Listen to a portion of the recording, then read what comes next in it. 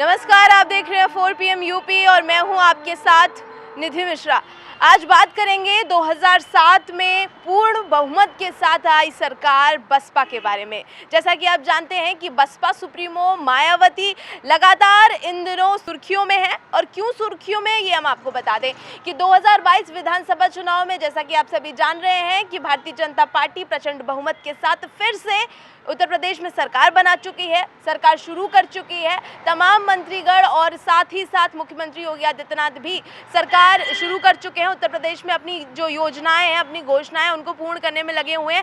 ऐसे में जो मायावती हैं, बसपा सुप्रीमो मायावती लगातार ट्वीट कर रही हैं, लगातार निशाने साध रही हैं, और जिस तरह का उनका 2022 में जो दृश्य रहा, जिस तरह का उनका समीकरण बैठा, वो दृश्य पर मंथन कर रही हैं, लगातार समीक्षा कर रही हैं, लोगों को बुलाकर, अपने विधायकों को बुलाकर। और इन सब में सबसे बड़ी बात ये देखी गई कि 2007 में जहां जो पार्टी पूर्ण बहुमत के साथ और अपना अच्छा प्रदर्शन करती रही है, और 2022 में उसका ये हाल हुआ कि एक ही विधायक, आपको बता दें कि बसपा ने 403 सीटों पर विधानसभा चुनाव लड़ा था। तो बसपा सुप्रीमो मायावती लगातार ट्वीट कर रही हैं, लगातार अपनी हार का जो ठीकरा है वो मीडिया पर फोड़ रही हैं। तो कभी भारतीय जनता पार्टी पर फोड़ रही हैं, कभी समाजवादी पार्टी पर फोड़ रही हैं, और कभी जो मुस्लिम समाज के जो लोग हैं कि मुसलमानों को गुमराह करने की कोशिश की है 2022 में भारतीय जनता पार्टी और समाजवादी पार्टी ने, ये भी लगातार बता रही हैं। ऐसे में बसपा सुप्रीमो मायावती मीडिया पर तंज कस रही हैं, मीडिया को लेकर उनको एक नाराजगी है। और क्यों खटक रही है मीडिया, वो हम आपको बता दें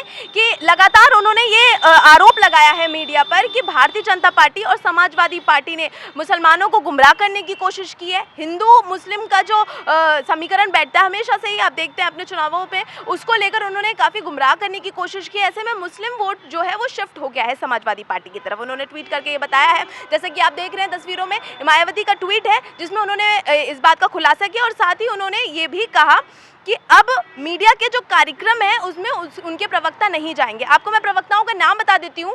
सभी प्रवक्ता जो है सुधीर भदौरिया, धर्मवीर चौधरी, डॉक्टर MH खान, फैजल खान और सीमा कुशवाहा जो है अब किसी भी डिबेट में शामिल नहीं होंगे।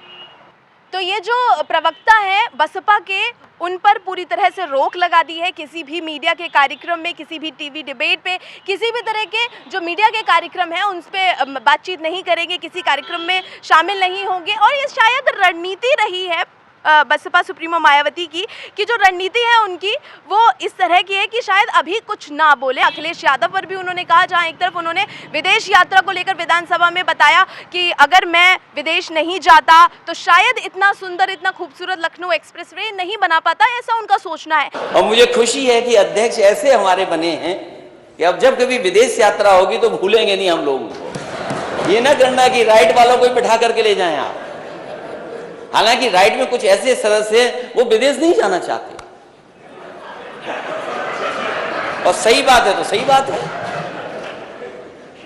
वो विदेश नहीं जाना चाहते।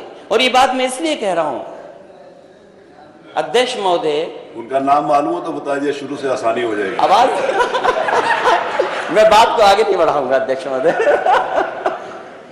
मैं इस बात को इसलिए कह रहा हूं कि विदेश जाने का कुछ लाभ भी है।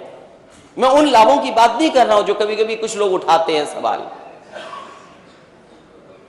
ये जो एक्सप्रेसवे की बात नेता सदन कह रहे थे, मैं यकीन से अध्यक्ष जी कह सकता हूं, अगर मैं विदेश नहीं गया होता तो शायद देश का सबसे अच्छा एक्सप्रेसवे नहीं बना पाता, और मैं अगर विदेश नहीं गया होता तो शायद आपके शहर को भी मैं मेट्रो नहीं दे पाता।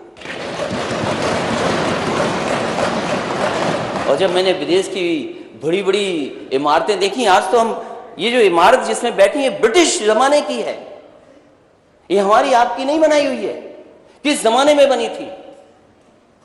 और मुझे खुशी है इस बात की कि चाहे हमने ब्रिटिश परंपरा को निभाया हो, आप अध्यक्ष जी आप उस पद पर हैं, हम आपसे बहस नहीं करेंगे।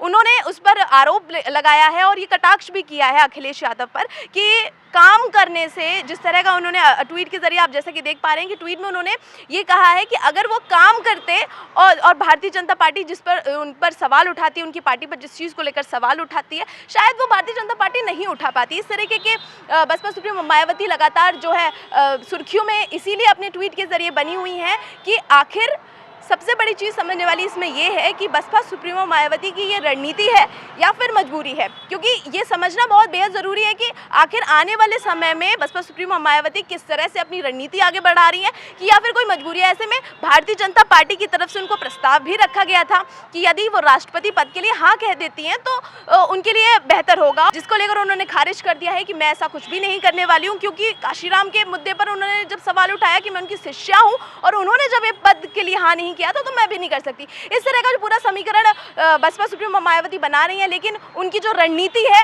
कि मजबूरी है, ये बड़ा सवाल बना हुआ है। और इस सवाल कैसा होगा, कब होगा, इस क्या खुलासा होगा, रणनीति है या सचमुच मायावती की मजबूरी है, ये सब आप देखेंगे सिर्फ और सिर्फ 4 PM पर। मैं निधि मिश्रा, नमस्कार।